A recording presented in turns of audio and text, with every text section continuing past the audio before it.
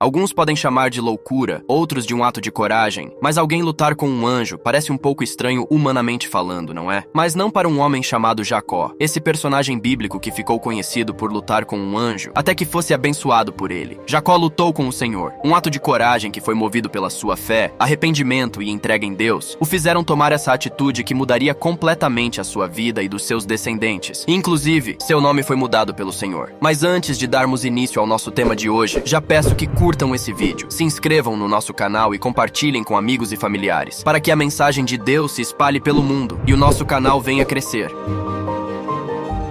Quem foi Jacó na Bíblia? E por que ele foi chamado de patriarca? Saberemos agora. Jacó foi o filho de Isaque e Rebeca. Os 12 filhos de Jacó foram os patriarcas das 12 tribos de Israel. Jacó significa aquele que segura o calcanhar, ou traiçoeiro. Jacó fez muitas coisas erradas, mas ele se consertou com Deus. Sua vida é um exemplo da graça e do perdão divino. Devido ao seu passado errado com seu pai Isaque e irmão Esaú, Jacó teve que arcar com as consequências das suas atitudes e, para não ser morto pelo irmão, sua mãe o enviou para uma terra distante e desconhecida, e lá trabalhou como servo para seu tio Labão. Chegando próximo a Harã, na beira de um poço, ele encontra pela primeira vez aquela que iria ser uma de suas esposas, a preferida, a bela moça Raquel que pastoreava as ovelhas de Labão. Nesse momento, Jacó beijou a moça, chorou, revelou que era sobrinho do seu pai, ou seja, seu primo. Raquel levou o rapaz para conhecer o pai dela. Na casa de Labão, Jacó fica um mês inteiro. Após esse tempo, o dono da casa convida o sobrinho para trabalhar com ele e pergunta qual o salário gostaria de receber. Jacó, encantado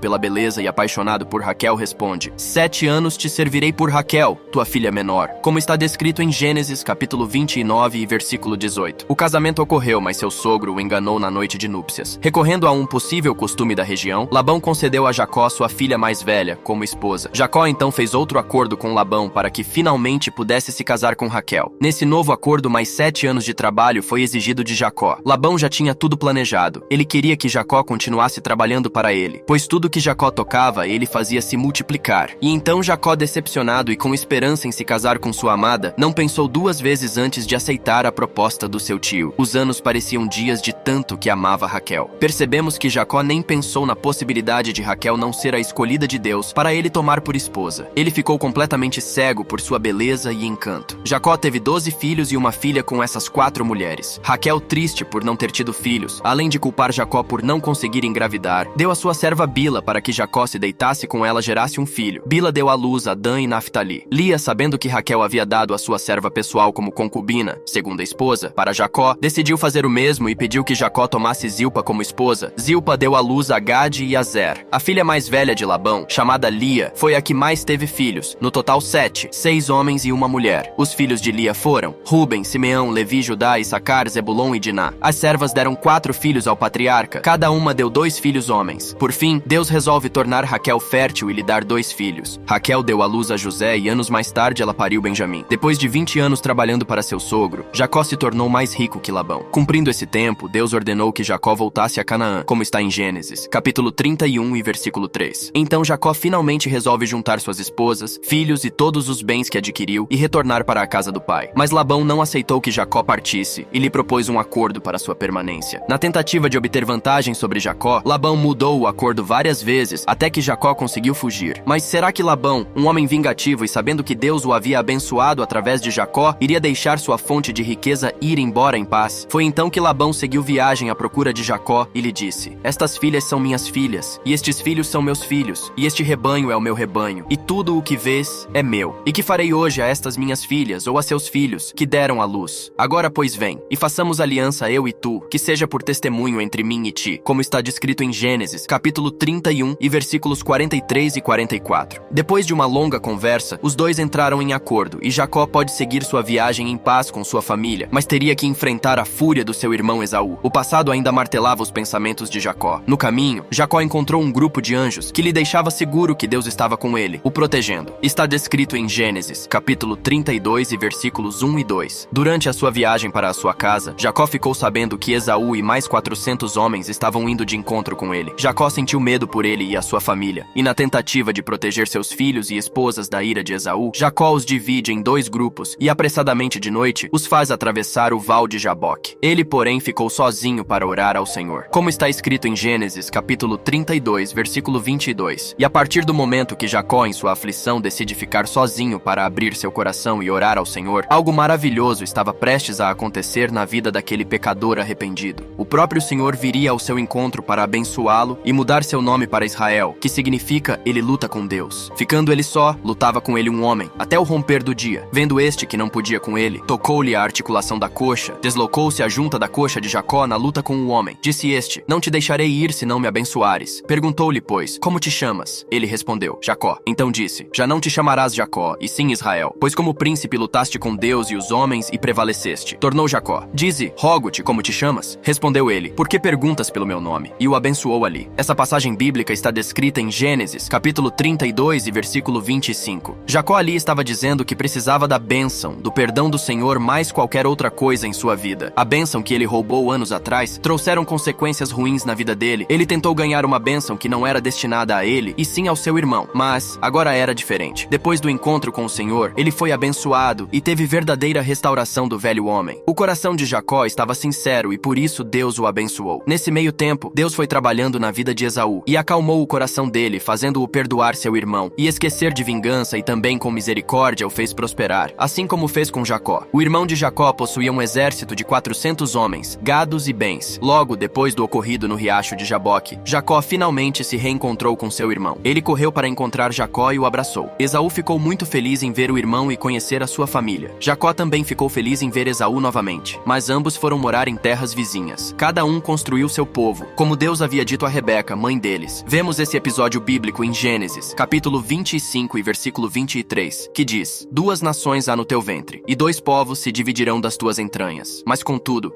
os dias de Jacó não foram fáceis. Jacó passou a morar mais uma vez na Palestina. Já seu irmão Esaú foi a Seir, e lá formou uma nação. Em Gênesis 33 e versículo 16 diz: seus filhos Simeão e Levi tiveram sérios conflitos com os filhos de Amor, por conta do problema com Diná, como relata em Gênesis 34. Também, a ama de Raquel, Débora, que era muito importante para a família, morreu. Depois, sua tão amada esposa Raquel morreu no parto de seu filho Benjamim. Seu outro filho Ruben deitou-se com Bila, sua concubina. Por fim, José, seu filho querido e preferido, foi afastado dele. Quando já estava bem velho, por conta da fome que assolava a região em que vivia, Jacó precisou se exilar no Egito. Lá ele teve a grande alegria de reencontrar seu filho José. No Egito, ele foi muito bem recebido. Antes de morrer, já com a idade de 147 anos, em Gênesis 47 e versículo 28 nos diz: Jacó abençoou os filhos de José, Efraim e Manassés, em Gênesis capítulo 48 e versículo do 8 ao 20. O patriarca também abençoou seus próprios filhos, formando as 12 tribos de Israel, escrito em Gênesis 49 e versículos do 1 ao 33. Jacó faleceu e foi enterrado em Macpela, perto de Hebrom, no túmulo da família, juntamente com Abraão, Sara, Isaque, Rebeca e Lia. Ele não é só mencionado no Antigo Testamento, mas como no Novo também. Ele está presente nos evangelhos de Mateus e Lucas. Mateus capítulo 1 e versículo 2, e Lucas capítulo 3 e versículo 34, e até mesmo o próprio Jesus Cristo faz uma menção dele, em Êxodo capítulo 3 e versículo 6. Jacó foi um homem muito importante na Bíblia. Ele nos ensina que mesmo não sendo merecedores da graça divina, se nossos corações estiverem limpos e arrependidos, Deus é capaz de nos perdoar e fazer nova criatura. Afinal, onde abundou o pecado, superabundou a graça. E Jacó não hesitou em contar com a graça de Deus. Antigamente, o nome de um homem não representava somente um nome qualquer, simbolizava o seu caráter. Jacó foi conhecido como traidor trapaceiro, aquele que enganou o próprio pai e irmão. E quando ele teve um encontro com Deus, o Senhor o transforma por completo, mudando o seu nome. E a partir daquele momento, ele não se chamava mais Jacó, e sim Israel, porque ele foi transformado pelo poder da graça. Ali terminava a história de um trapaceiro e começava a vida de um grande pai de uma nação, como está em Gênesis, capítulo 32 e versículo 30, que diz: E chamou Jacó o nome daquele lugar Peniel, porque dizia: Tenho visto a Deus face a face, e a minha alma foi salva. Como vemos na Bíblia Sagrada, a luta de Jacó ocorreu durante a noite e foi até a manhã do dia seguinte. A noite, ela traz em seu significado a palavra escuridão, dificuldade. Mas foi no momento de dificuldade de Jacó que Deus revelou a sua glória. A luta durou a noite toda, mas a bênção tão sonhada chegou ao amanhecer. E isso traz para nós uma palavra de conforto. Em momentos difíceis, saibamos que Deus revelará a sua graça pela manhã. O choro dura uma noite, mas a alegria vem pela manhã. Em Salmos, capítulo 30 e versículo 5. Que sejamos como Jacó, que venhamos Venhamos reconhecer que a bênção, o perdão, ele vem somente do Senhor. E Deus só exige de nós um coração sincero e arrependido. O Senhor não te pede mais nada. Jacó não desistiu, lutou até o fim. Não desista também. Lute pelos seus sonhos, pela sua graça que deseja alcançar. Ore e peça ao Senhor, e Ele, segundo a tua vontade, fará. Eu agradeço a sua companhia até aqui. Que o Senhor Jesus abençoe tua família e compartilhe esse vídeo para que alcance mais almas. Comentem aqui embaixo o que acharam do vídeo e já deem sugestões de temas para os próximos. Graça e paz.